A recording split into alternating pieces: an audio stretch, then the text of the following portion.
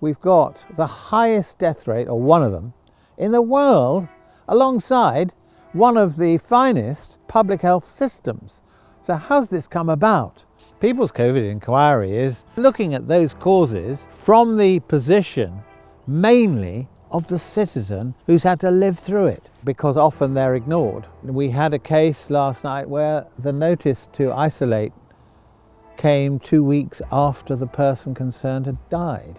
I lost my dad, Stuart, at the start of the pandemic. He was one of those who lost his life because the lockdown came too late and because vulnerable people weren't effectively protected. My dad received his shielding letter 9 days after he passed away.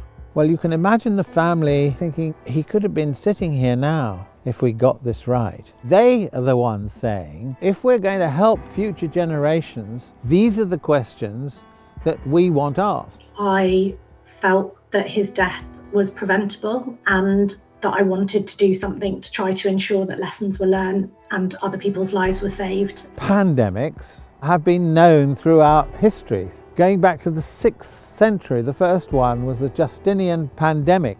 This has all been known. It didn't suddenly arise 18 months ago. Anybody think, oh my goodness, what are we going to do? The big question is, how much did government know? And in the light of what they knew, what preparations were made to meet a pandemic of any kind? First of all, you're going to have to control your borders. You're going to have to track and trace, quarantine people. You're going to have to need a lot of beds. You're going to need protective clothing. These are the questions that ordinary people want asked. The principle of it is exactly the same as many other cases that I've been involved in. For example, the families of those who died at Hillsborough, who were crushed to death, never gave up year in, year out, because they didn't accept the inquest findings and they didn't accept the reviews. They didn't accept how authority, in a sense, corralled them as well as the spectators who were killed. They wanted answers as to how this could come about. Why? A bit like the pandemic. It was something, a disaster waiting to happen. They knew the difficulties at the end of the ground where all this happened. And so what they were saying is, one, it should never have happened and need not have happened. Secondly, we have to learn the lessons so that it doesn't happen again. That's what the families there were saying, but they're not alone.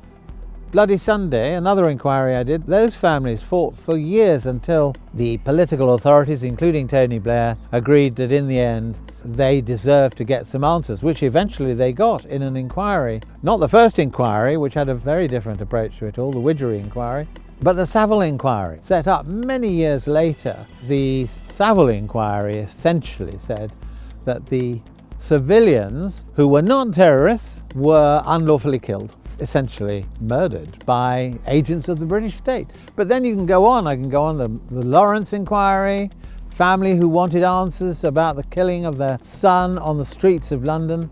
The pathway here is littered with cases, and the cases are not brought by the government. In each one, it's a citizen who said, excuse me, I'm not having this, it's not right. I want these questions asked. In some cases they've got a public inquiry, judicial. In some cases they've had to go down the route we're on at the moment.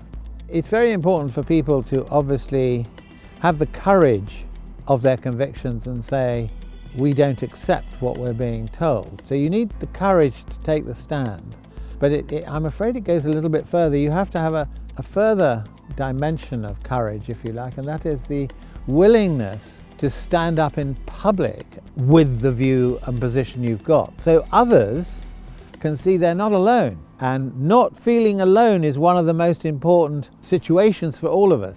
Collectivity, solidarity is important. In all the examples that I've tried to give and the experiences that I've been privileged to be part of, nearly always, all the families I think I've ever represented, it hasn't been about compensation.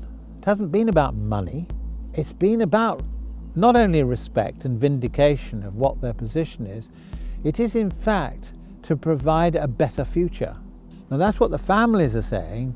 Basically, this opportunity gives us the chance to rebuild in a way that the mistakes that have been made, graphically made, on the streets of the United Kingdom over the last 18 months are not repeated. That's what all the families want. That's all they want, and that is a big thing that they do. It's a big objective, but I think it's one we should stand by. In an age in which we're suffering from fake news, my concern has always been diversification and independence, so that at the end of the day we can all seek out the truth. It is now essential that we support truly independent media sources. Double Down News, I think, does that.